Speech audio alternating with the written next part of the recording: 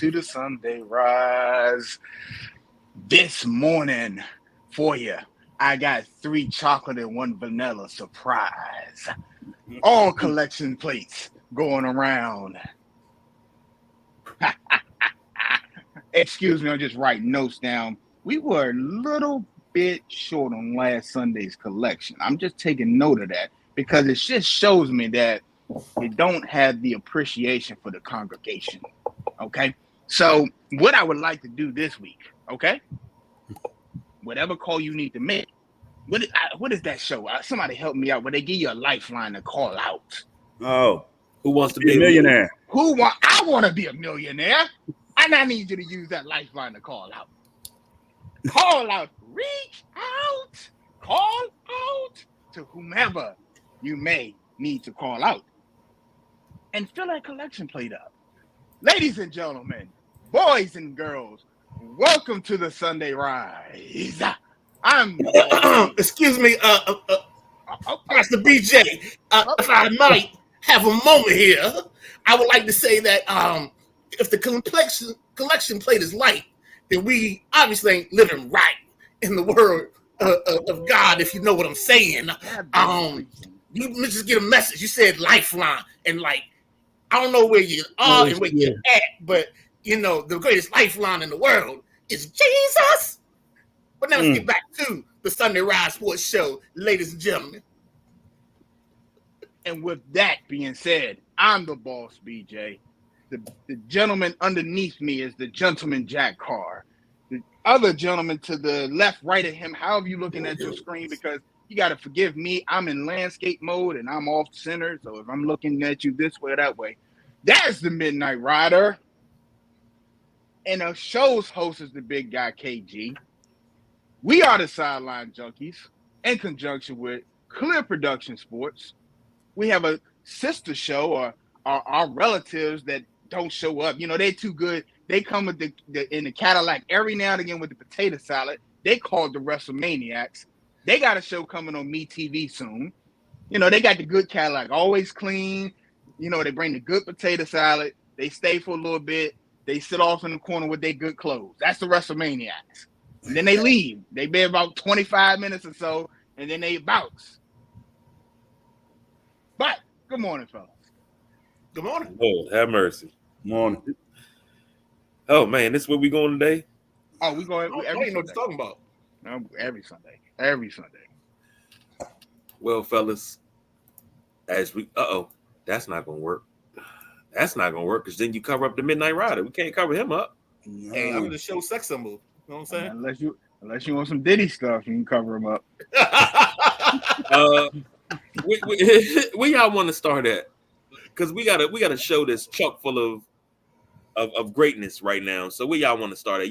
Matter of fact, I want to get this over to the gentleman Jack and the Midnight Rider. Well, let's talk about some MLB trades because it was Midnight Rider had some things to say about a couple of players that got traded, and I would love to hear what you guys have to say about all the trades that happened. Well, let's not get into all because I want to say some of this for Tuesday because I think the deadline is the 31st. Mm-hmm. So that might be like the Thursday show where we recap everything. But so the trades that I like Randy Arozarena going out to the Mariners. That was a solid deal because he's one of those guys that if the Mariners make it to the playoffs, he can carry you through the playoffs if his bat gets hot. He's a difference maker. He may not be playing well right now at the moment, but when the moment strikes and the lights are bright, he might shine and hit the ball out of sight. There are things that he does and he can bring to the table that's dynamic. The other trade I like was the Phillies acquiring Austin Hayes. I've loved Austin Hayes since he was in Baltimore. The last 3 years, I think he was on my MLB team on MLB The Show. But I just love his intangibles. The kid's fast. He's a solid contact hitter. He has a little bit of power. I think he fits right for the Phillies because the Phillies have been trying to find somebody in center field for the longest time. They did have Christian Pache, who they traded to the Orioles, but Pache's bat doesn't bring anything to the party. So that's kind of reason why they got rid of him and they traded him for Hayes. Who else am I missing? Zach Eflin. Zach Eflin. That's a solid pickup because the O's need arms because 3 or 4 of their big pitchers are out right now because of either surgery or some arm issue. What else can you think of, Jack, that I'm missing? Or maybe I covered everything. The Yankees picked up Chisholm. Oh, and just like you said, I don't know where he's going to play. I know exactly where he's going to play. They do the DH punt in a platoon. Nope, he's playing. They're gonna do one or two things. They're gonna play musical chairs, and every certain day somebody's gonna be the DH, and it'll be Jazz. Right. That's what I'm talking about. Jazz, Soto, and Judge. But the problem is Verdugo can't hit lefties. So you naturally got a built-in platoon system if you want, because you can bench Verdugo anytime lefties come up. So then that makes the outfield Chisholm, Judge, and Soto. And Chisholm's so good that you can put him in center and take that mileage off of Judge's legs, and he can play left or right, however it goes. That's how I see that trade. I loved that trade last night. I hated that Jazz went there because he's one of the guys I like. But, I mean, whatever. The Yankees still going to lose to Cleveland in the playoffs, so it don't matter. Yeah. A couple comments real quick. Sam checking in. Shout out to the Hot Dog Maniac. That's a throwback to what we were talking about last night. We started talking about hot dogs and then we just kept going. But got to have the mothership in there. Matty Ice says the guards are sitting here watching good fits go elsewhere yet again for nothing really. If we don't add an arm and a bat by Tuesday, I'm going to be so upset. So let's go ahead and prepare now, Matt, because you know how this organization runs. They are. And let's just get upset. They're sitting on their hands, man. They've just don't. They've done it for years though. I forgot who it was they added.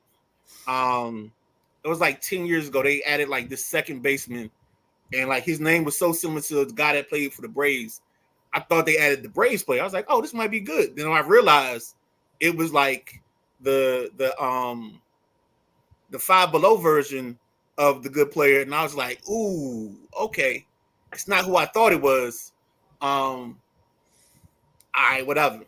But then that's how I understood Cleveland. Cleveland just doesn't add a lot of players during the season. They don't add contracts. Like if you aren't there, or they just don't pay people. That's all it is. I'm sorry. That's the best way I can say it. Matty Ice says they have gone for it when close. Remember 16 when we added Andrew Miller. Right. Andrew Miller from North Carolina University. Pitcher. Lefty. North Carolina University, huh? Is that how you say it now? No, I just said North Carolina. Pronounced UNC, University of North Carolina. Oh, my bad. Then I gotta say, every time I talk about somebody from the crappy The Ohio State, I gotta say The Ohio State. Yeah, that's how they do it. Speaking of which, hey, never mind, that's a production thing. We'll talk about that later. So I noticed there was a flurry of trades. I mean, do we normally see trade deadline at MLB like that? Yes. Yeah. The only place that doesn't actively participate in the trade deadline is the NFL. Like everybody else is very they're going to make moves. Like I'm waiting this week because I want to see if the Nats can get anything for Lane Thomas, if they can get anything for Finnegan. I think the O's will probably move what they added when they added Christian Pache. I think they can move Cedric Mullins or one of their outfielders. Seti or Santander, one of those two, I believe. I don't want to move Santander. I know, but he's hot right now, so right. We got young butts in the outfield. You can't give up on Cedric's defense over Santander's offense. You know what I mean? Cedric's a freak in that outfield, center field. but one of them is going to be paid. I don't know. That's a definite argument of philosophy, because I think Santander, because he was an Indian at one point in time, I think he's found his groove, and I think I understand moving him, because now you're taking advantage because you bought him cheap and you're moving them high. You know, It's like the Jeffersons. You done moved on up to the east side to a deluxe apartment in the sky. Sky. Exactly. So I understand the moving of Santander, because Mullins is an all-star, probably a top flight center fielder. So I wouldn't want to move off from him unless there's contract implications involved with that. But you got so much young talent, it doesn't matter. Well, look at it. Hayes was an all-star last year. Right. You know? So I just think they would move Santander before Mullins. And, you know, I love some Toady Taters, man. Who don't love Santander, man? But I think he'll go somewhere else and continue to be the ball player he is. He's not done yet. I mean, he's come a long way as a player. Him, another kid that used to be in Cleveland, Gio Urshela. Another kid that he struggled for a while. He found his footing, and then he's moved on and just become a solid baseball player. Yeah, but the O's need a little bit better pitcher than Eflin to pair with Burns for this playoff run. Well, this is where you need. I don't know if Grayson's hurt. I think Scooble's out of the question. Is Grayson hurt? Grayson Rodriguez. No, he threw the other night. Then they need him to step up. I don't think they need a trade. I think they need him. I think we'll take one more. You think so? Okay. I think it'll take one more. I mean, Eflin can be up and down. I mean, if you get Scooble, that's going to take this team to another level. That would be money, but I don't think it's going to happen. That would put you, because your 1 and 2 is basically 2 1s, and in any playoff series, nobody wants to see those two in games 1 and game 2. No, and you know, how would I want to say that? You basically want to say, get the parade ready if we acquire Scooble. Yeah, I mean, it would be hell to pay. I mean, and then you look over, like, say you got teams that are getting pitching back. The Dodgers are getting everybody back. Should be back this week with Kershaw and Glass now. Yep. Glass now last night. Oh, he did he? Okay. Yeah. The last game was 2 nights ago. Yeah, I knew they was coming back. So, you know, it's time for everybody to get healthy, get their lineups right, and let's make this playoff push. I mean, I know we still got another 2 months, but it'll be over before you know it. You know, people always talk about the Mets flailing, but I think the Mets found something this year. They're getting the ball pitching too. Where they just got back Singer, and then Singer just got hurt again. I know. That's a shame, that young boy. It's crazy how that played out. But the Mets are hitting the baseball. Everybody in the Mets lineup is hot. I know you've probably done a couple of parlays and probably include some Mets players in there, because they're killing the baseball right now. I think the Mets, I wouldn't be shocked if they moved off of Pete, because Pete's the only one struggling. Yeah, Lindor has been hot as firecracker. Yep. He's been hot. Iglesias is hot. Alvarez has been hot. The kid Vento's been. Anytime he plays the Nationals, Vento is hit. He's like the Freddie Freeman of the Mets. He hits like 800 against the Nationals. I'm sorry. Yeah. That team has been hot. Oakland. Yeah. Rooker? Lawrence Butler and Rooker are raking, man. Them two are raking. That's his name, Rooker. I'm sorry. Yeah. So, every parlay I've done the last 3 days, I've included Rooker. Mm-hmm. And I like to announce officially that Teoscar Hernandez is dead to me now, because he just 2 days in a row with no hit after that hot start. Oh my gosh, he was my one guy 2 days in a row. Damn. Okay, so I'm not alone. No, I did what you did, because I said the other day when they're on a 20-game streak, don't lay on them, man. They do miss it. Well, I did that on Hernandez. Damn it, your way. I did your way. Hey, baby, we don't take checkdowns over here. Nah. But yeah, Hernandez, he's been hot since the All-Star break. He hit a home run 2-3 games in a row or something like 2 games in a row. And then, yeah, he did a couple offers for us, but he's still a nice bat. If you're playing daily fantasy, another person to think about is Marcell Ozuna. He hit one out last night. He's been hitting the ball. Bobby Witt Jr. has been hitting the ball. So if you're playing any daily fantasy, 2 names you probably want to put in your lineup, fellas. Jackson Profar, too. He's hot. Yep. My boy from Curacao, Jack Jerkson. Yes. That is Jonathan Scope's buddy. Yep. They played in the Little League World Series together, actually. That's when they became my team. That's all about to start up. They're doing regionals now. Little League Softball is currently on ESPN, and then Little League Baseball will follow, man. I've been watching that every year since I was probably 7 years old. Little League Baseball every August, man. I enjoy it. Yes, sir. All right, guys. Sorry about that. That's all right. That's what we do it for. That's baseball in a nutshell. Yeah. We'll hit y'all up Thursday on all the trades. Where we want to go next? Hold on. Can I just touch on the opening ceremonies in the Olympics for a second? Just probably need like 2 or 3 minutes. I'm not gonna go long. Yeah. Let me tell you something, man. I wish we could bottle up the feeling that you get when you see not just America on the Olympics and the opening ceremonies, but you get to see all of the different countries and their different fits, and you see the pride on their face. That shit means something, man. I don't care what's going on in here in this country with black and white and stuff, and other countries that's having problems. For that little period of time, that pride means something. LeBron James, you can say what you want about him holding that flag on that boat, you can see the pride in his face. You can see the pride in all their face. You can see the different countries that only have 5 athletes coming through, and they're just that big coming to America smile. And it's always great to see that. The young lady yesterday for the Philippines won the first gold medal in weightlifting for the Philippines. That's their first gold medal ever. And you see the emotion on her face. And that's the great thing about the Olympics. And I just sit there and watch it. And I'm like, man, why can't we bottle this up and have this just how this is supposed to be? This is how it's supposed to be. This brings out greatness, not just in our country, but all countries, all people. Greatness in people.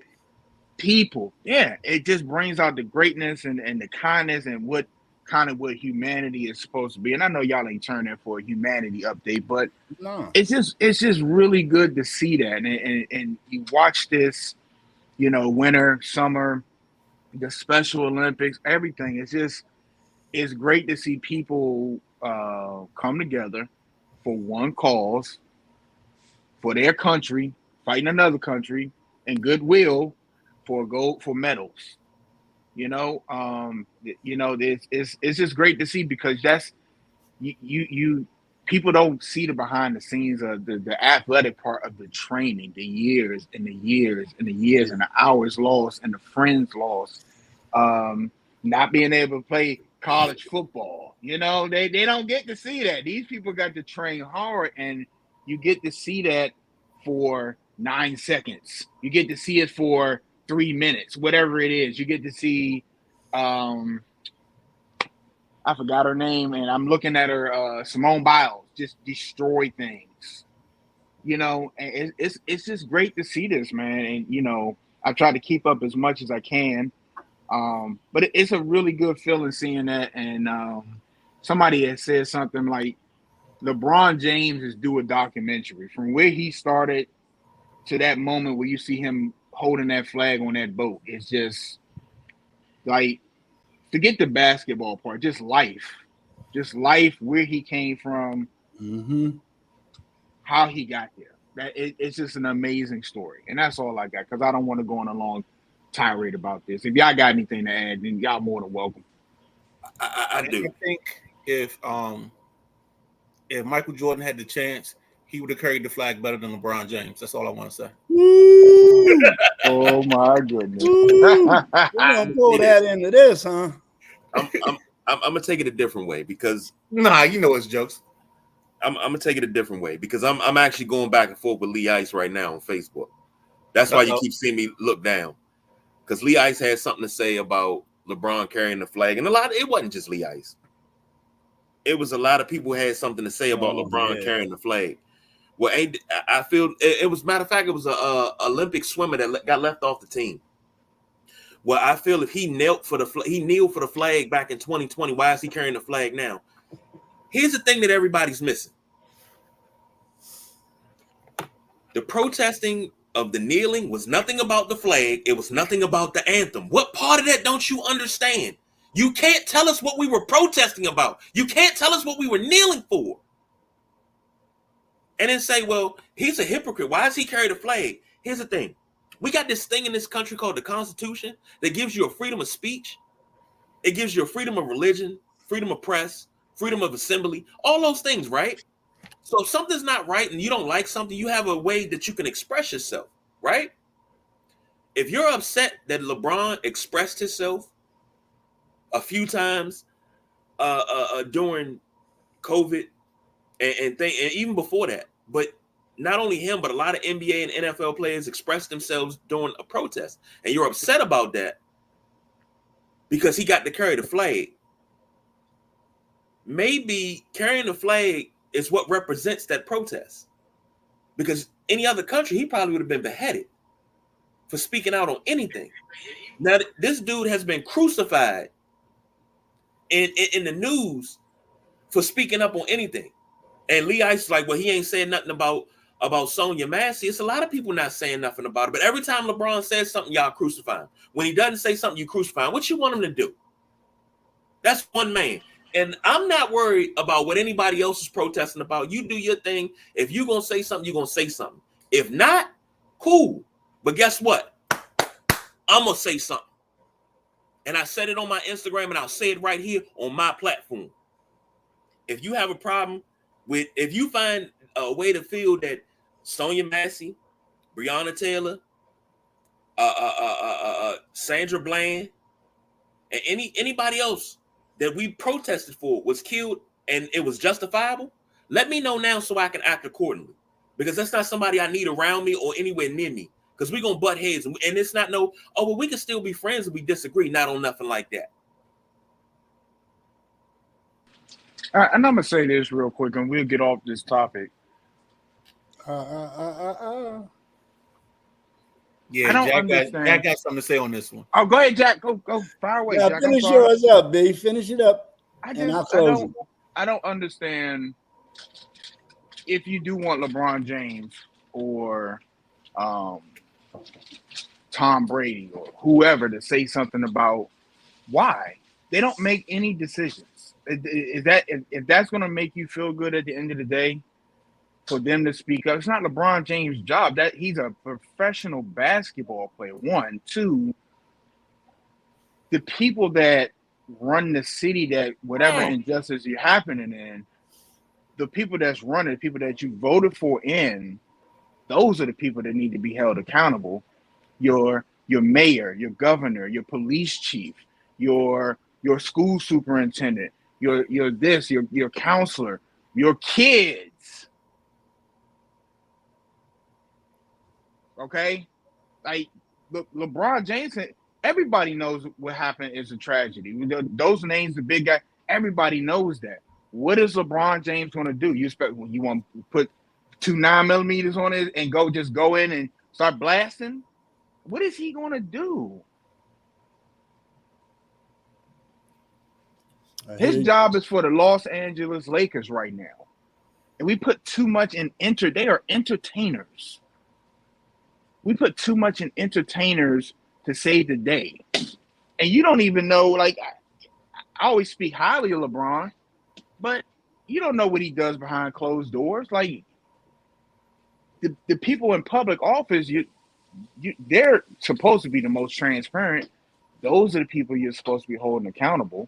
That's all. Gentleman Jack, you go ahead. I don't want to keep going on this. No. All of you guys made great points on that topic. I don't have nothing to add to that.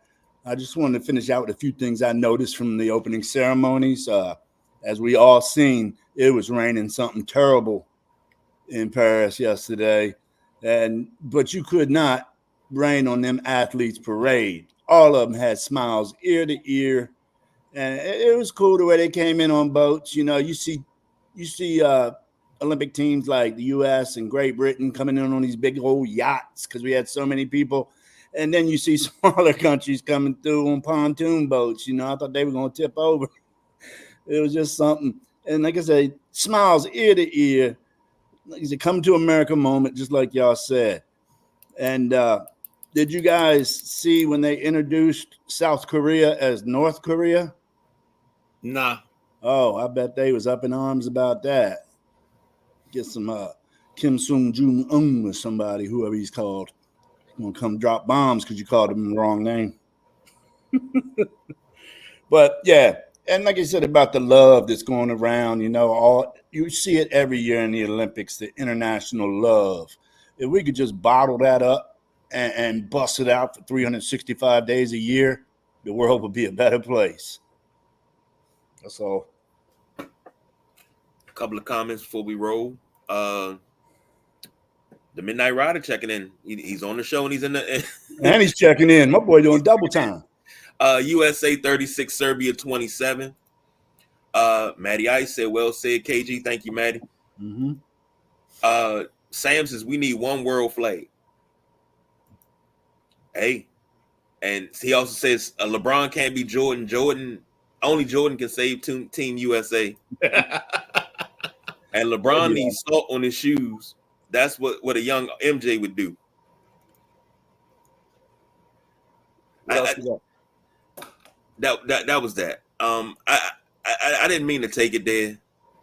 Nah, man, you express your feelings. That's the nah, dude. Like, this is why we do this. This is why we're called the People's Podcast, because we enter into conversations that everybody doesn't want to have. And sometimes you need to have, or you just need to make statements as to what's going on. Like, the world isn't perfect. We a bunch of imperfect people. Don't get me wrong. No. That's no slight against Lee Ice. I mean, yeah, I can disagree with Lee Ice about LeBron. We're not disagreeing about what happened. Right. We can disagree about LeBron all day long. And I told him, I said, that's reaching at his finest. Oh, yeah, I heard.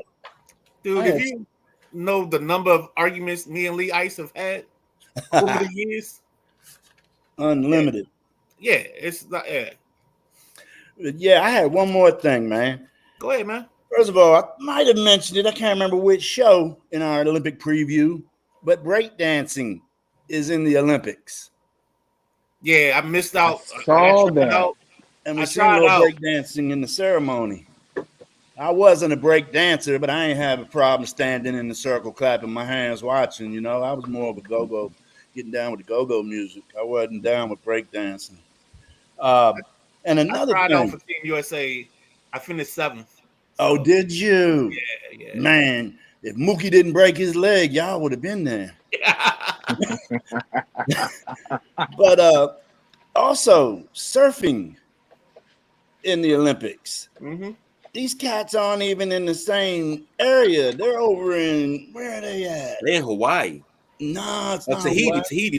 Tahiti. They're in Tahiti living on a cruise boat, on a cruise ship.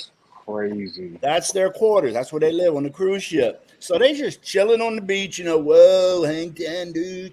Getting their surf on, man.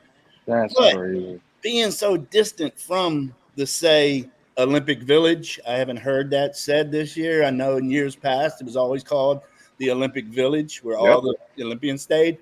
So I just think that's nuts that they're a total different land than the Olympics are in. Has that happened before? Yeah, I mean, it's happening because you got to preserve the sport. Yeah, I mean, you got to have waves. Exactly. Got to have Yeah, waves. you do. Yes, you do. You also do know that there's a heavy shipment of condoms sent to the Olympics because the athletes have so much downtime that there's a lot of sex that happens during this stretch. I've heard that rumor. Yeah. I've Like heard, they yet to verify it, but I've heard it. Yeah. The champagne gets flowing. LeBron and Jokic putting on a show. Oh man, You know what? I'm. It's 46-42 right now. Somebody's already in. There's. You know how Chris Russell calls it the Chateau, the Bow Wow, the doghouse. The doghouse, yeah. Devin Booker's in my doghouse. oh yeah. It's something I just don't like something about him right now.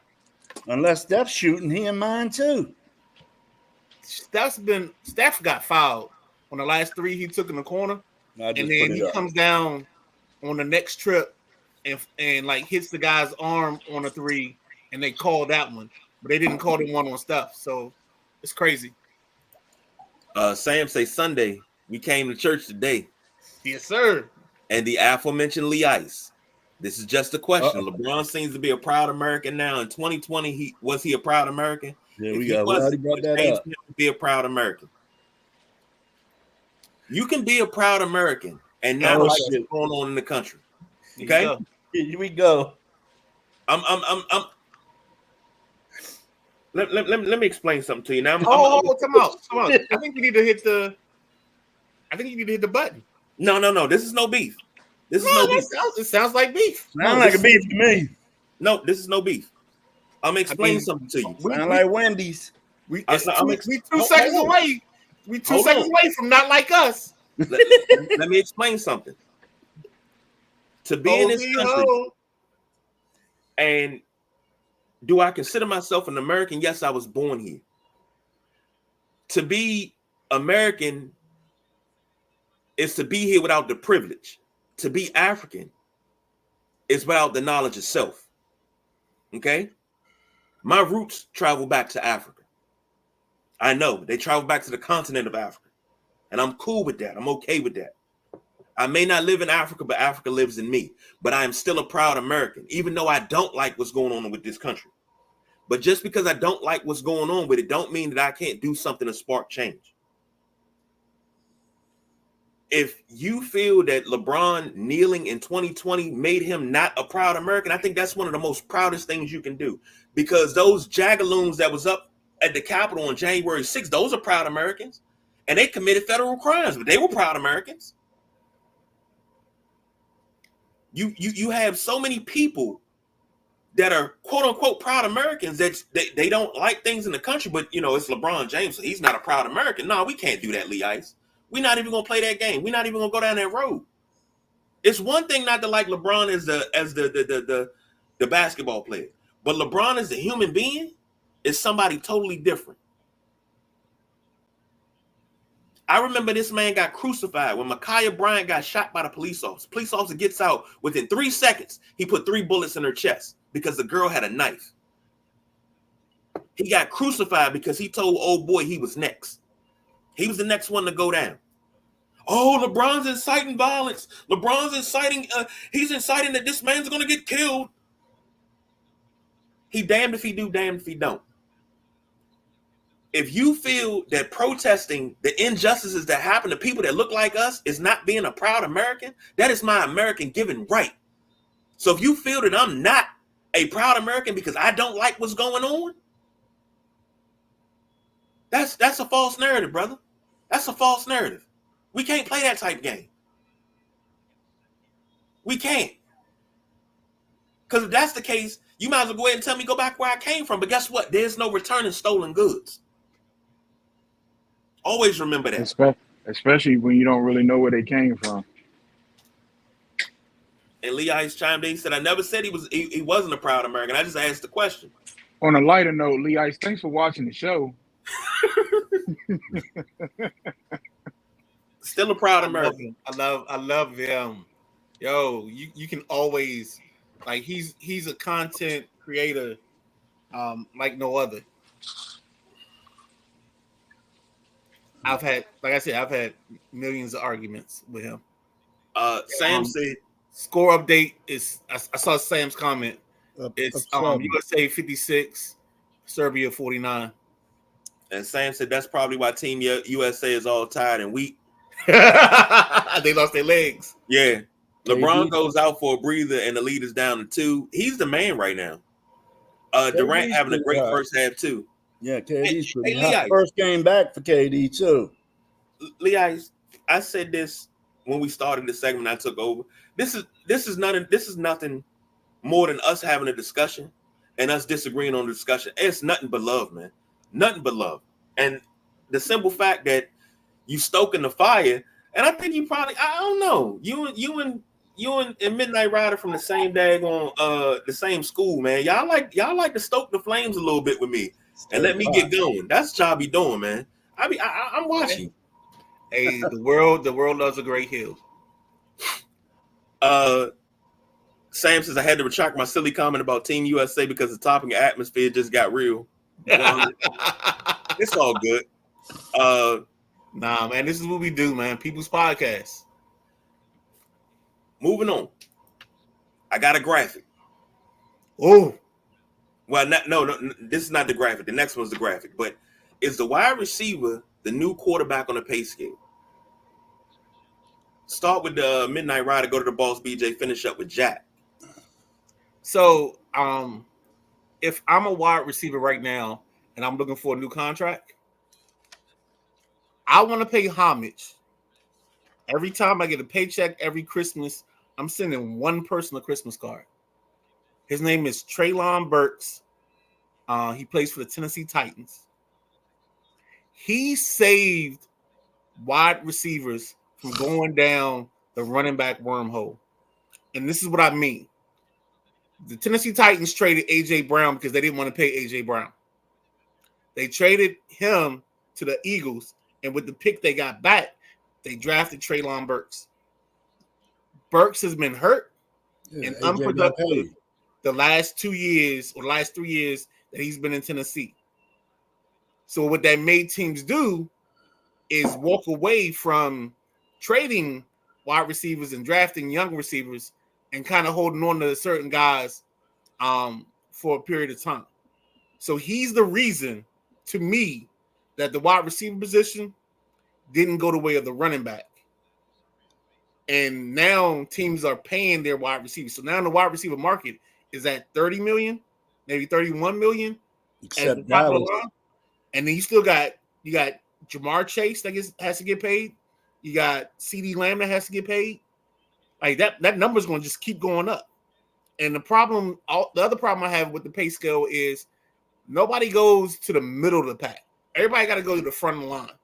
That doesn't make sense to me, but everybody does. Whether you're worth it or not, everybody goes to the front of the line on the pay scale. So we'll see.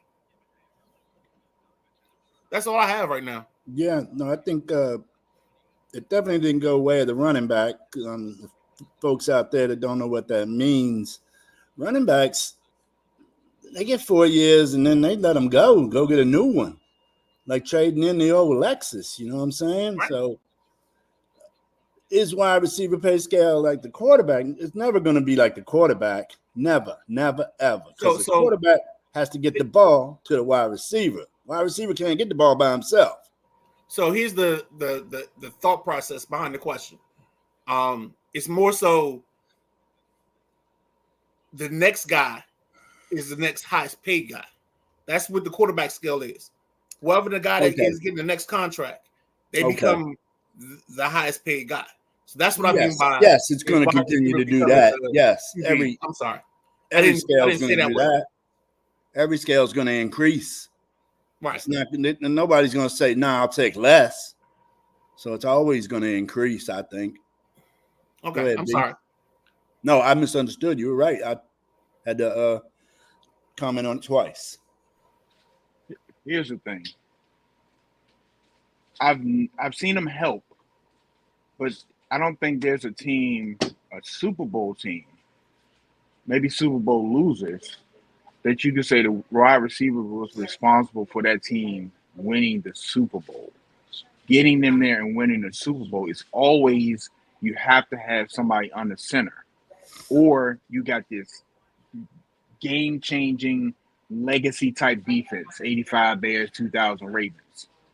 With that being said, the Kansas City Chiefs at the back of this pile when it comes to what they're paying their receivers per year. Tom Brady has also proved, I don't need no name brand receiver to win a Super Bowl. So, and I've said this over and over again, and I say Buffalo because I'm a Bills fan. I think the way that they went, instead of having this one guy that you're relying on, you spread it out and you have 3 or 4 guys that can do different things, and you can kind of chew up. I always say, if I'm setting it up, if I line up 3 or 4 guys, whether I'm coming out in a 3 wide receiver set, 4 wide receiver set, or you got a dominant tight end, I don't think you have 32 teams in the league that have 3 or 4 guys that can cover. You don't have a team that have 3 or 4 good cover guys. They might have 2. You know, it might be 2 cornerbacks. Maybe they have the linebacker to cover the tight end, but they have 1 cornerback. It's going to be a gap somewhere. So, like, it is what it is. I'm glad to see these guys getting paid. But when you look at the team that is winning the Super Bowl, that is going out for a 3-peat, they are in the back of the list. Where are they at, KG? I thought we put that. We had do we have that graphic showing where teams rank? Because Buffalo's at the back now. I don't think that's it. That's not the right graphic, is it? Nope, that's something different. No, I don't think we had it anymore. Don't put the big booty with the thong up. Don't click the wrong thing. No. I'm looking here. Oh no, it's not right. That's not right. No, I don't think we had a graphic anymore. All right, I'm about to take a hiatus for a second. I gotta look because I want to figure out what Kansas City is. I had the graphic. Kansas City is probably one of the least, because you got to think about the receiver room. It's Hollywood Brown. It's the kid Scott Moore they drafted. They drafted Xavier Worthy. Who else is in their receiver group? They're heavy on tight ends like Justin Watson and those guys. They got 3 or 4 tight ends that can catch the ball. So yeah, KC is definitely low on the wide receiver pay scale. They probably are 31 or 32, because they have a type also. You know, I always talk about types. Their type is they need a speed guy to take the top off the roof, and then everybody else can be regular. They don't need anything like that. They don't need a Puka Nacua or Cooper. Cooper is it Cooper? Not Cooper Rush. That's the Cooper Kupp. Cooper Kupp. Yeah. Well, here's the thing. BJ said something that got me to thinking. Teams that go to the Super Bowl that have dominant wide receivers, a dominant wide receiver core. And I could name one team that had a pretty damn good quarterback, a Hall of Fame quarterback, and 5 receivers, but they couldn't make it to the Super Bowl. Warren Moon? Yep.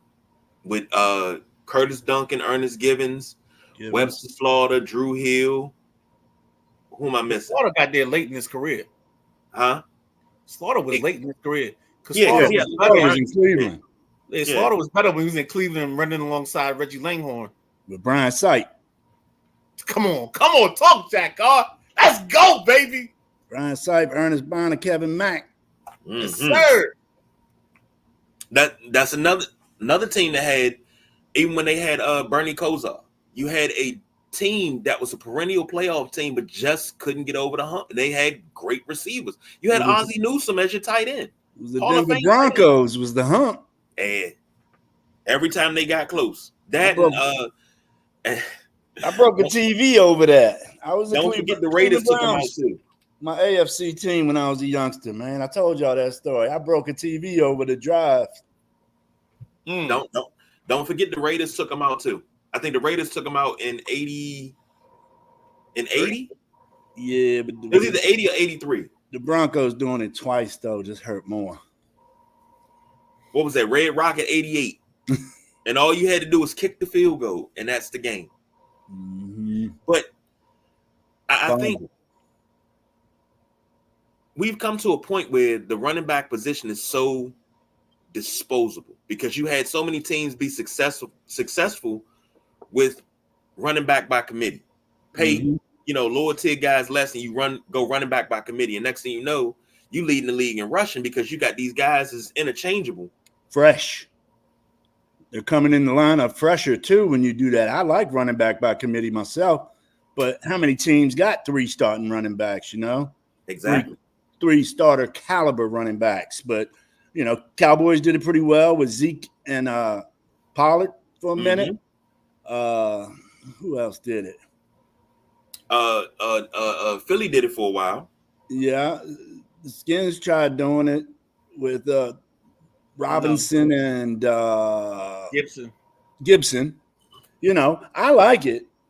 It keeps your guys fresher, And then there were several teams. I can't tell you the team. I just remember watching it that would play the reserve a little more in the second half, and then bring Big Boy back in the fourth quarter, and he's fresh.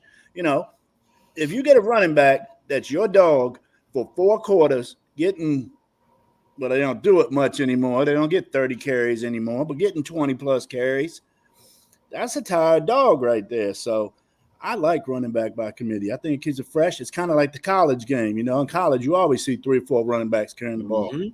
But, that's me. But now, I don't want to jump off talking, but I got to give a shout out. And I apologize right now, but Simone Biles, I'm watching like a clip of her. She's in her 20s, and she's killing it right now in Paris. It is ridiculous. The floor routine I just saw her do a clip of, because I'm watching the Team USA versus Serbia, and then they just had like a montage of Simone Biles, and like ridiculous. Gymnasts aren't supposed to still be productive in their 20s. They're like running backs, and this is probably a great segue, because running backs, after they run their 2 years, they're done. Like you never saw Mary Lou Retton in her 20s. You know what I'm saying? You never saw any other gymnasts in their mid to late 20s being Olympic gymnasts. And I think what she's doing right now is masterful. And it looks like she's probably still dominant in the sport. Because didn't she have a move that they couldn't even judge because they didn't know how to judge it? She's breaking out a new signature move in this Olympics. So how do you, I'm sorry. How do you do that? Well, it's like Rodney doing the triple Lindy. You know what I'm saying? He make it up. Yeah. That's a great way to explain it. But no, it's just greatness. And I want to hark back to what BJ said, because I didn't really comment on that. But the thing I love about the Olympics is what I always tell people. I will watch any sport when the great people, the best of the best, are competing at the highest level. I will always watch that, because I want to see the best of the best compete against each other, because there's nothing like that level of competition. Now back to our regularly scheduled program. Now, my to wrap up my point with the quarterbacks, with the wide receivers, I don't think you'll get to a point where wide receivers are treated like QBs, because one thing you can't teach when you playing wide out, you can't teach speed. But what was the cat that came out of Maryland, got drafted by the Raiders? Oh, Darius Heyward-Bey. Yes. Come on, dog. Yeah. Don't disrespect me like that. Just give me context clues. I got the answer. They call me the human Google for a reason. All he could do was run straight. You tell him run a deep 7, he can't do it. You tell him run a flag route, he can't do it. All he can do is run straight. You can't teach mechanics. Michael Gallup. What's my other man name played with the Cowboys? God, I'm drawing a blank now because I'm out of football season. Well, yeah, Amari Cooper. Amari Cooper, route runner. He's a route technician. You can't teach that. These are guys that they're gonna command the money, because guess what? They may not be as important as the quarterback, but I think they're right under the quarterback. Well, I think it goes quarterback, offensive line, wide receiver, and then everybody else falls in however you want to put them. But it has to be quarterback and wide receiver, because if they're on the same page, and a great wide receiver can make a shit quarterback look like a Hall of Famer. So the impetus of this question was really built on the fact that when I think about wide receivers are now making an impact in this league at a high level very early. Like it used to take a year or two for a wide receiver to be productive. Now, go ahead, BJ. No, go, because I'm gonna tell you why. I was gonna tell him why as well, but you go ahead. No, I'm gonna let Jack. Cause if you got it, Jack, I'm gonna keep quiet. You know, cause I always step on Jack. Y'all go ahead, and I'll go last. So the thing is, wide receivers making an impact at an early platform, very early in their careers now, more than ever. Like Olave is a kid that's like 2 years back-to-back 1,000-yard seasons. Garrett Wilson back-to-back 1,000-yard seasons. These wide receivers are being built differently, and that's why I feel like I'd be comfortable as a GM. I'd be like Joe Shane. Like I'd be comfortable like ignoring my owner talk about Saquon Barkley and how much he means to us because I know I got the next best wide receiver that I'm drafting. And Malik Neighbors is a guy that he's going to make it known who he is. Him, Marvin Harrison Jr., like they're going to come in and make a serious impact this year. Don't get it twisted. Xavier Worthy's going to have a good situation. There's a couple other young receivers that's going to show. They're going to post. It's just the way and the nature of the wide receiver position now in the NFL. Go ahead. I'm not sure. The running back position wasn't as disposable as it is now in the 70s, 80s, and 90s. 2000s, the game changed. There's more passes being thrown now. That's why the wide receivers are so valuable. The game changed. Back then, you ran the ball 30, 35 times a game. Now you're throwing the ball 40 times a game. So that's why wide receivers are a hot commodity now because of the passing game. I hope I did you good, B. Did me excellent because I'm going to go into both of you said. Like you said, the game has changed. The reason why these kids are coming out ready to go because they're already in a pro-style offense. They're already in a spread offense in college. Shit, in high school. High school. That's what Oregon is running. That's what Bama is running. Bama's running pro style. Everybody's running spread. Everybody's running some type. So you might have a team that got 9-10 receivers on the thing. They're using 4 or 5 of them every play. You know, and then you having them convert receivers to backs because you want your back to be a receiving back. So you're not getting your backs are coming out hybrids because they do a whole bunch of receiving now. So this is why it's changing now. That begs the question, will that devalue the receiver going forward? Because now you're going to have an influx of receivers coming out that you're going to have. You're going to have the, of course, you're going to have the, Marvin Harrison Jr. is the top of the crop. But now if every team is running 3, 4, 5 receivers, now you're going to have an influx of receivers. Is it going to turn event? Maybe not soon. But will it turn into what the running back is for where I can get how we say all the time, I can get a running back in the 5th round. And it might come to that point eventually, like I can get a wide receiver in the 4th or 5th round. Everybody's running the spread. I can get the 5'9" guy to run 4.3. How many guys ran 4.2 and 4.3 in this combine pass? I can get the 6'3" guy to run. They're everywhere now. And I think it's going to get to that point. These guys got to get their money while they can get it now. B, I'm already there. I was there when the A.J. Brown deal. I was the only one probably that understood why they made the trade for A.J. Brown going to Philly because this is exactly what we're talking about. Like, I feel like for me, I can get me a kid in the 1st or 2nd round that's going to be just as productive as you are. You want to get $29 million? All right, well, I'll trade you for a 1st or a 1st and a conditional 3rd, and I'll move on. I'll just keep moving on. They're going to start telling them kick rocks. Yeah, that's what I would do. That's why Buffalo moved back. And this, you know what, Jack Carr?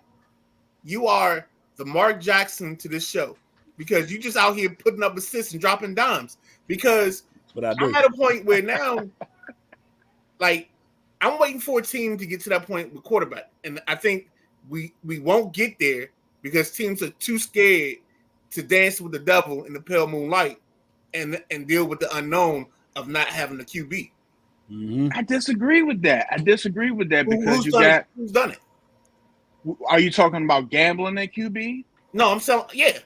So like everybody I talk to right now is like, Dak's not a $55 million quarterback, and I'm like, well, what is he?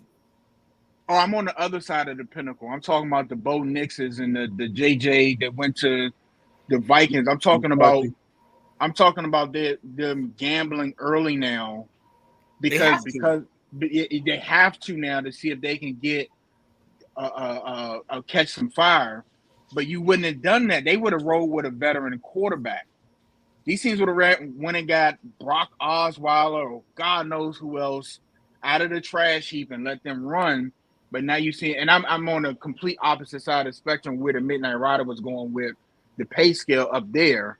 Right. But yeah, they're gambling now. They're trying like, hey, if it don't work, guess what we can do? We can go get another quarterback that's running a pro style offense or spread because everybody's doing it. We just got to pick now. And for the NFL, this is a great thing because it's giving them more options. You just got to pick and choose. You got to sift through some things and find your intangibles. That's it. Didn't Miami roll the dice by letting Tannehill go and picking Tua? No. You don't feel that was like that much of a chance? No. That's just taking out the trash. Boy, I hate me some Ryan Tannehill, boy. Oh my goodness. Nobody hates Ryan. Well, you might. Because Ryan Tannehill was the only dude that played receiver for 3 years in college and got drafted in the first round. That's all I'm gonna say, and that's how I'm gonna say it because that doesn't make sense. All right, so yeah, we don't need to get round pick. You pick up Ryan Tannehill. Yeah, he'll self-destruct your team on his own. Couple of comments. Jack Wagner checking in. Most important thing is consistency at wide receiver and catching the damn ball. I agree with that. Matty Ice said, why you got to remind me about bad Raider picks? I didn't mean to. Jack Wagner said Simone Biles one of the greatest gymnasts of all time. I agree with that. No. He got to change that. Yeah, you got to change that. I mean, it's Nadia Comaneci at 2, Simone Biles at 1, and we can have a conversation about 3 and the rest of the world. And just real quick, I want to put this pin right where that thing is. When the ESPN came out with that top 10 list, that's who goes in the top 10. Simone Biles. Because we're not talking about just men's or women. We're talking about period. That's men's and women's period. She's when we talk about GOAT, we talk about legacy. That's what Simone Biles is. And that's what I was saying with ESPN in the top 10. I think they dropped the ball. You have to go to every sport. You can't double up sport in the top 10. You have to go to every sport and pick who's the best. And right now, you know what? That's a great theory. I like that. That's Simone Biles head over heels, men and women. Oh yeah. And she might be one of the greatest Olympians of all time. She's going to be one of the most decorated after this here Olympics. Yeah. So her next. Can I ask a question real quick? So BJ, when you say that, you're saying that ESPN should have. Thank you for letting America see my pretty face. But you think that ESPN should have left the top 10 exclusive to the greats of each sport? Yes. So instead of the top 10 being a myriad of people, I'm using all my vocabulary words. Shout out to Archie. Ooh, give me the tingles. Hurting my head. But the top 10 should have been selected for who's the greatest in hockey, who's the greatest in tennis, who's the greatest basketball, in basketball, NASCAR, Formula One. Jimmy Johnson's 10 because he's the greatest NASCAR driver. And that's what I was saying when we did the show. How many? And I need to go look it up. How many sports do we have? Right? We know basketball, football, hockey, NASCAR, Formula One, and NASCAR. Or you could just do racing. Can you do racing? Right. I don't think you can because NASCAR, Formula One are too different. They're way too different. You do tennis. Then you go to Olympics. You don't have to. You go track and field. You go gymnastics. There shouldn't be a double. I don't think any sport is that great where they should have 2 people in the top 10. So Because it's too many sports that have the greatest of the great of all time. so next week isn't a good week for me, but Swimming would be maybe one of the categories where you would have 2. Say that again, Jack. Swimming would probably be one where you would have 2. Okay. Possibly. Let's So, see how I'm this smelling Olympics goes something for Miss Ledecky, but you got to have Michael Phelps up there. And see, that's where your thing come in. It's just like if we're doing that top 10 and only one gets a spot, somebody has to be more decorated. Somebody has to have the edge. so You know, since I'm smelling what I think the BJ is cooking, Oh, Lord. I think the Sideline Junkies needs to do a top 10, pick the sports. picking your sports, the greatest athletes in each sport, make a top 10, and then we present it as a group And to the tag world. ESPN in it. Yeah. That sounds Okay. like a plan. Now on Tuesday we will be talking Olympics. We will, because we'll be in the thick of it. Mhm. So we will be talking Olympics with our Olympic correspondent. I So was about to say, our Olympic correspondent, she coming through. yeah, most All definitely on Tuesday. We had a good time with her last time. I got special I got special checks for her. I gotta dust them off. Couple of comments. Jax is, in my opinion, the most overrated, overvalued quarterback of all time is Kirk Cousins, but I'm not knocking because he got his. And talk about Simone Biles, I agree. She's probably the greatest of all time. Matty Ice says Larissa Ladyina won 18 medals in gymnastics for Russia, 9 gold. Simone is great and easily the greatest U.S. gymnast, probably not the GOAT of all gymnastics. See, I love Yeah. that. I love that. Not yet. I love that. And Matty man. Ice dropping some. I mean, but that it's a legit argument. Just like I said, in her 20s. I understand, but just like what Jack said with Ledecky and Phelps, somebody has to be more decorated. Somebody has to. You have to compare the times because, of course, men and women times are different. Yo, And you have to compare them to see, what this women's time compared to the men's time. How do we make it so that we can see what she would have done if this was a man's time or whatever. You have to do this because if you only have one spot for swimming in the top 10, somebody got to go there. If you only have one spot for gymnastics in the top 10, somebody has to go there. Just like we do with basketball all the time. We just like the guy we was talking about earlier. Everybody want to compare LeBron and Jordan and Kobe and Wilt, Bill, and Magic and Bird and Isaiah. We're comparing the stats. We're comparing points per game. We're comparing championship, everything, defensive players of the year. That's all the argument you hear all the time. So that has to be done for these guys too, guys and girls. Well, speaking of basketball, Xavier checking in because he flailing his arms. And did you get my comment? He says, I don't think the Team USA is going to win gold this year because of how they play. that's not a good comment. I mean, it's a good comment, but I disagree on a base level because I think Team USA is playing they're playing better. Like they're getting better. Like what's our comment when we talk about not Yotes? What's the guy for the Remember the Titans? Split V. It's like Novocaine. Give it some time, it's gonna work. I think Team USA is the impetus of the Split V. Like you gotta give it some time, and it's going to work. Okay, It's going to make it happen. It's just like they got to work through some things. I think it's only after I watched French yesterday. That's who I thought would win it, but I don't think they'll win it. Like, but it's going to take time, man. You gotta give it time, baby. Go ahead. I'm sorry. No problem. No problems. Xavier says they wait till they're losing to start trying. They're up by 10. What are we doing, Xavier? What are we doing? They're about All 9. right, real quick, rapid fire. Let me pull up the graphic. Build your team. Boom, Oh, and that fits perfect too. Yeah, it does. I love that. So here's the graphic. Build your team with $15. Real quick, what you got? Real quick, I got Marino, Tomlinson, Moss, Calvin Johnson, and Tony Gonzalez. You went for the big hands, did you? Mm-hmm. I'm gonna have to- Look, I'm I'm gonna gonna have tell to go anybody on, what to you the day call I die. Dan Marino's the best quarterback I've ever seen. I don't care what it looked like. I don't know about that. Dog. The flick of the wrist. Dan Marino. Think about he can this. throw the rock. He can throw the ball. The best quarterback you ever seen. Best quarterback I've ever Did you seen. not see Joe Montana? Best quarterback. Joe Montana Oh, wish yes. he could throw a football like Dan Marino. You must have just got back from the dispensary. or No, I something. don't. Because Joe Montana can't throw. Joe Montana can't throw a fit. Yeah, But you're he nuts. got I love Ray Joe. Rice. He can I throw love a Dan Oh Marino. my goodness. I love when he was No. at Pittsburgh. I loved everything. I used to tell people Dan down Marino the is the best he was my quarterback cousin. I've ever seen. I I don't know Dan about Jack Marino, Carr. but you I'm can't talking put about no me. Dan He Marino can over. throw the ball.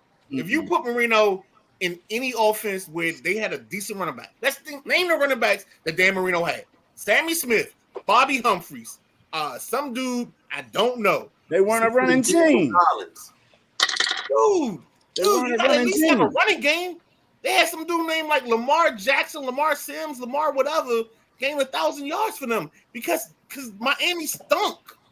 Tell me, Dan Marino. All right, he the best quarterback you ever seen. Dog, from a throwing, maybe it's because I throw a football. Ever seen. I've thrown a You. football a time or two. I'm gonna tell you right now. And I Dan hear you Marino's the best left-handed. quarterback. Nobody throws a football better than Dan Marino. Let's say it that way. I'll die on this hill. You can crucify me, call me Jesus on Sunday, and I'll rise again because Dan Marino is the best quarterback I've seen. Okay. All right, let's run through this. For me, Drew Brees, Walter Payton, Jerry Rice. I'm sorry, Drew Brees, Walter Payton. So that's 5. Jerry Rice. That's 10. Julio Jones and nope. I'm sorry, Calvin Johnson and Shannon Sharp. That's my 15. Oh, who'd you say? Oh, let me make sure I got that right. I think Drew Brees. No, did you say Calvin Johnson? Yes, Oh, okay. that's just because that's all I could afford right there. I would take That's Don. garbage. I think You Don. right. Calvin Johnson. All right, you know what? Pen. We putting pins. I'm putting a pin in this argument. Oh, You about to make me go. I'm Go ahead, just- BJ. I'm sorry. I'm just gonna say this real quick. I think Don Hudson should be the $4 player, and Calvin Johnson should be the $1 player. I'm just saying. Oh, nah. We're talking about Don Hudson right now. You can't drop Calvin Johnson. We're talking about Pen. Don Hudson. Pen. Oh, Yeah. man. Johnson. All right, who caught else so many got- balls that were uncatchable? Who else with got his to do their big lineup? frame? Jack, I you got do it. your lineup? Yeah. I'm going to 1-2 punch. I ain't breaking them up or nothing. It's going to be Jerry Rice and Joe Montana. My back's going to be Sweetness. And then I got Antonio Brown and Jason Witten. Jason Witten was always dependable. Got anything to No, say, my- Midnight Rider? Come on, beat me up. My lineup, and I'm going with Jack. I'm not breaking them up because I want a championship. I'm going Brady and Gronk. I Ooh. don't care about running backs. Give me LaDainian Tomlinson, and that me not caring about running backs and sitting with LaDainian Tomlinson is pretty damn good. Okay. Oh, Then I'm taking Terrell Owens and Antonio Brown for my receipt. Give me my championship. Size my ring up. Let's go. shit. With Brady and throw you out the just gym. break. Here's the thing, and y'all argue about the quarterbacks. When I saw Dan Marino, I said he ain't never win the championship. I need a man that knows how to win close games. I need a man that knows how to get through. I need a man that knows how to deflate footballs. And I need to give him his side. I need to give him his sidekick, which is Gronkowski. That's the championship right there. No. Then you got LaDainian Tomlinson, a receiving back at that. Oh my goodness. I basically just gave him 3 receivers. Well, that's what I say. I tried to get a Hey, receiver. first and foremost, you will never disrespect LaDainian like this. I am not here for no LaDainian trashing, all right? The man had 28 and 27 touchdowns in like back-to-back seasons. But that's what I'm saying. Y'all know how I feel about if I'm a GM. Y'all I know know. how I feel about We running feel the back. same way. So to fall on the LaDainian Tomlinson being $1, this is like going in a thrift store and they got the mom punished the kid and she made him put the PS5 in the thrift store. You're there when they put it on the shelf, looking Right. around like, Am I on the camera? Is this candid camera? Right. You talking about this PS5 is $45? Oh, it worked? Cool. But no, I'm sorry. I'm tired of this argument. Like, oh, he won a championship. You give Dan Marino any kind of an organization worth a damn during that time. Man, he had enough Dan time. Marino's winning the championship. Dan Marino had no defense. There was no AJ Duways when Dan Marino was there. He had enough time. He had enough time. No, dog, they stunk. Enough opportunities. Oh my gosh! You know what, Jack Carr? But you know the other thing too is I argued they did have Buffalo for 4 seasons, which was probably one of the greatest offense. They lost 4 Super Bowls, but they had Buffalo in the way, which was one of the greatest offenses in history. BJ, talk to him, BJ. See, this is why he's open the show. Pump him up, B. You're preaching. You preaching right now. Pass the collection. Don't pump his ass up. Pass the collection plate. You know what I'm talking about, B. You know what it is? Jack Carr right now is lost in the woods. He can't. I think you paid BJ to say that. He didn't find his way. You sent him a Venmo to say that. No, I didn't. You know what it is? You're a sheep, and you just lost in the woods, and you need the shepherd to come find you. You know what I'm saying? That's why we here on Sunday. Today, that's right. You might be lost, but in this moment, you will be found. It is Sunday, so we got to get to this. What you eating today? Oh, yo, I'm on one today. If you can't tell in the actions that we done had today, I'm on one. So I'm doing cube steaks with onions and peppers. I'm doing some fried potatoes, and then I'm also going to do like a chicken cutlet style chicken breast over a bed of noodles. You live on onions and peppers, don't you? Huh? You live on onions and peppers. Yo, that's my thing, yo. I can tell. Yeah, I gotta get that flavor in that, baby. Gotta make it do what it do. Do it. I don't know who's next, but BJ? I'm about to indulge in some breakfast, some waffles, some eggs, some sausage, something, I drank all my orange juice. I'm an orange juice fiend. That's gone. So, but yeah, for dinner, I don't know. Well, I'll figure that out later. Oh, and fried apples. Ooh, yeah, I like fried apples. I think we're doing some shake and bake pork chops. I like that old school shake and bake. Because first you have the shake, and then you have the bake. I know I'd read directions. Whoever wants to do it, shake and bake. Yeah, I think we're getting down with that. Maybe some vegetables. Sounds good to me. I'm on the fence right now. We don't honestly know. So on the fence. Okay. I don't know what it's gonna be today. Matty Ice checking in. Got fresh chicken wings. They will go on the smoker for 2 hours and finish up in a deep fry with fresh Ohio corn. A couple of comments real quick before we get out of here. There's no roster in the Olympics that can match USA. Give them time. They're winning gold. Okay. So time to wrap this thing up. All right, final thoughts, fellas. Final thoughts. Dan Marino's the greatest quarterback I've ever seen. Double down, triple down, quadruple down. We're going to put a pin in that for another show. Marino. I put 2 pins in it.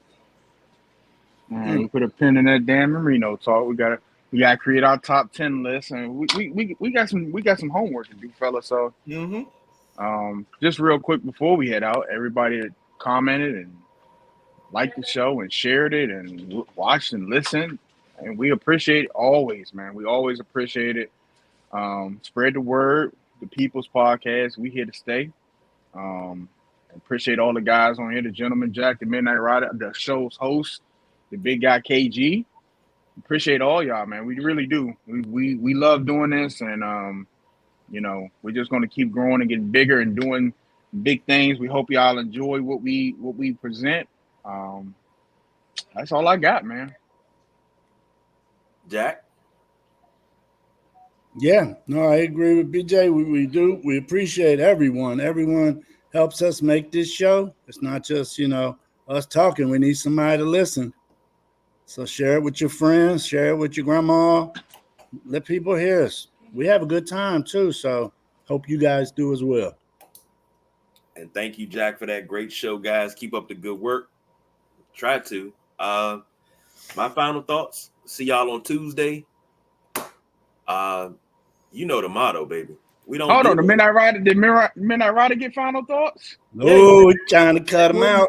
Okay. I did. Mine Mine's was Dan Marino. Nobody puts Midnight Rider in Dan the corner. Marino. Yeah, Dan Marino.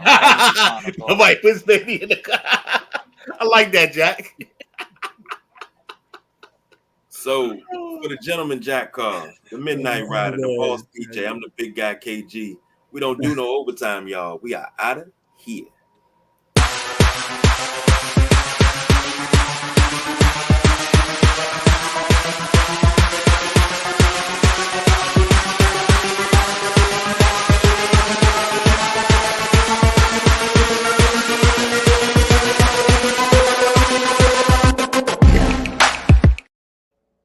Cat don't know what you talking about. What we doing now? An hour and 20? Dude, what the supposed to mean? We're trying to stay under that as much as we can. I know. What was that one? That Hour was and 20? 116. 117. We need to be at about 45, 50 minutes. That's what we